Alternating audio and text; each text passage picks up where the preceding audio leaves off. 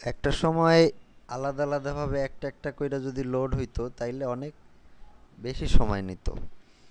তো এই সমস্যার সমাধানের জন্য ডিজাইনাররা কিংবা যারা ওয়েবসাইট কোড করে তারা একটা সমাধান বের করলো যে ইমেজ একটাই লোড হবে, কিন্তু এর যে এক্স এবং ওয়াই কোঅর্ডিনেট আছে সেইটাকে যদি আমরা পাল্টাইয়ে দেই তাহলে একটা ইমেজেরই বিভিন্ন জায়গা একটা একটা করে দেখাইয়া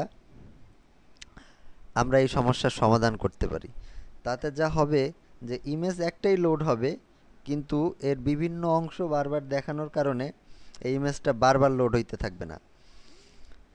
তো এইভাবেই ইমেজ স্প্রাইটের ধারণা আসে, এবং তোমাদের এই চ্যাপ্টারে আমরা ইমেজ স্প্রাইট কীভাবে তৈরি করতে হয় সেটা দেখাবো। আমি কিছু ব্র্যান্ডিং আইকন এখানে জোগাড় করছি, হ্যাঁ, যেগুলা মোটামুটি খুবই পরিচিত ব্র্যান্ড। আসো তাইলে দেখা যাক কিভাবে ইমেজ স্প্রাইট তৈরি করা যায়।